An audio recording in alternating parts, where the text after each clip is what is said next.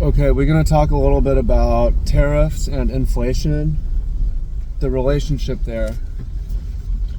I know a lot of people are afraid of that tariffs are going to cause runaway inflation. And it's a reasonable, justifiable fear for those of us who lived through COVID times. And to me, it's the worst case scenario. I don't want to see that, because one thing we do know is tariffs make it hard to do business. So it's not really good for investments. It causes an uphill battle to have like extra business taxes, right? It's a tax on liquidity. So a lot of what the fear is that our assets lose value while inflation goes out of control, and then you just go to zero, like everyone is bankrupted. Can that happen? It can happen, but we have to look in history and think about how things happen. So I'll try to post this soon, because when I'm recording this, we had the big crash on Thursday and Friday, April 3 and April 4. Stock market down 10%. On the same days, why is the price of crude oil down 10%? Why is orange juice down? Why is gold is even down on those couple days? Why is cattle down? Why is wheat down? We're seeing these different commodity prices actually go down with the markets. So that's not a long-term trend necessarily, but it's an early indication of, okay, if there's a huge tax to businesses coming in, people are afraid, okay, if tariffs go from 2% to 20%, aren't they just going to raise prices by 20%?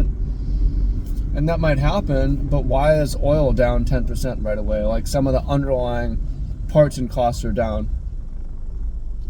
And we have to look back at 2008 and some other time periods. But part of the reason is demand destruction. What is demand destruction?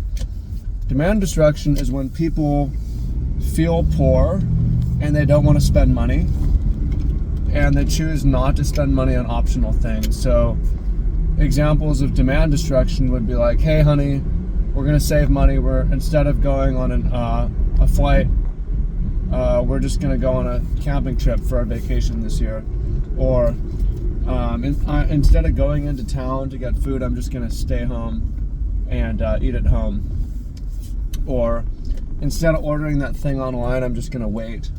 So the freights and the cargo, there's less things moving. So what ends up happening is, with demand destruction, and when people's wealth gets destroyed, they tend to spend less. And if they spend less, prices on things come down. There's less demand, right? Supply and demand.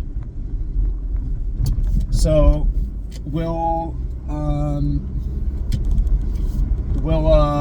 tariffs cause supply destruction? Possibly, where there's mass bankruptcies and things go out of business.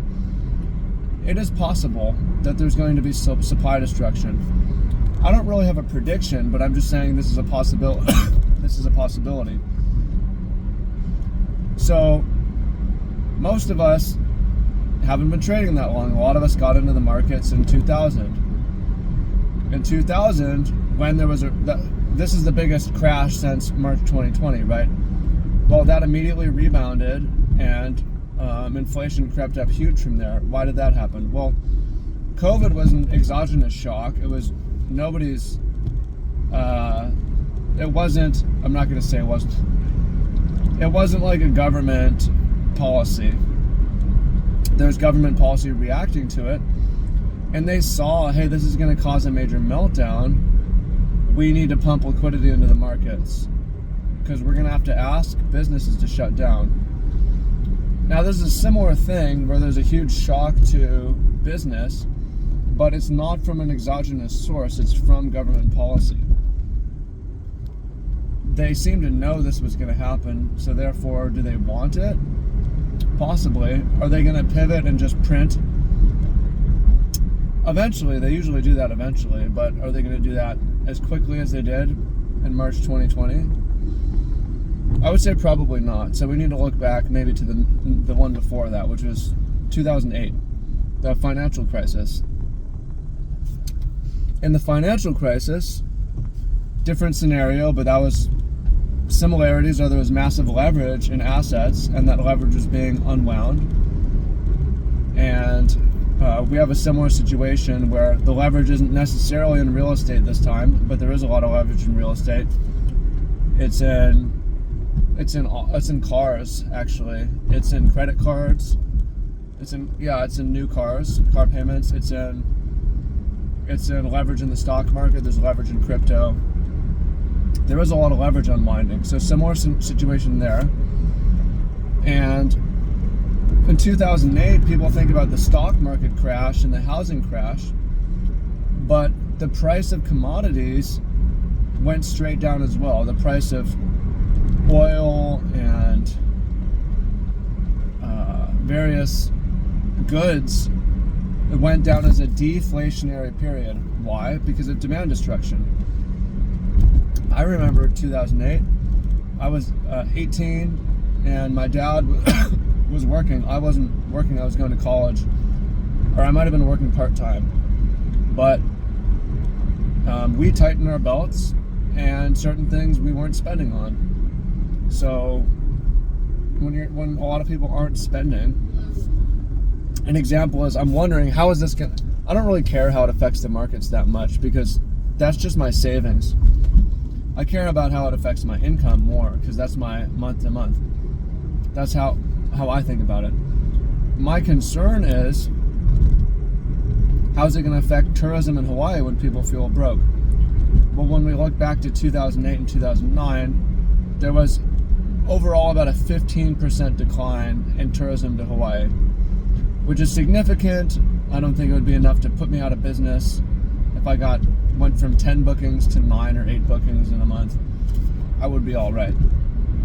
But that's an example of demand destruction, where people are like, we're not going to go on our Hawaii vacation, so there's less, the planes aren't full, and the gas isn't being used. So this brings prices on certain things down.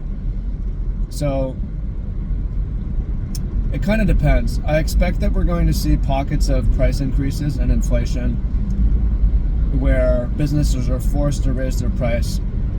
And this would maybe be inelastic goods, things that, like coffee, the price on coffee will probably increase in price because people love their coffee and it has to be imported. But for instance, the price on plane flights might go down, and the price on housing even might go down, and the price on gas might go down, because not that housing isn't inflexible, but in terms of, it just depends. It depends. So to answer the question of how do tariffs and inflation interact, there's multiple scenarios, but one of them is that it's hugely deflationary. Actually, what ends up happening is prices come way down on a lot of things. Prices on homes come down, prices on stocks and businesses come down, prices on goods come down, money is wiped out of the system, leverage is wiped out, the money supply goes down. So I wouldn't say like, oh, I'm hoping this happens, but to me, oh my God, the waves are crazy big. I'm gonna get the dog and go to the side beach. Woo! Oh, someone caught that. To me, I don't want to see inflation with asset prices in a bear market. That's just 2022 was rough. Like, a lot of us got a lot poorer because all of a sudden our assets are worth less, and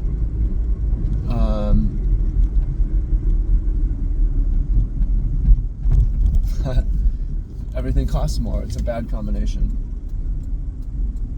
So, what y'all think though? Comment down below, and I look forward to hear what you have to say. Much love. Peace.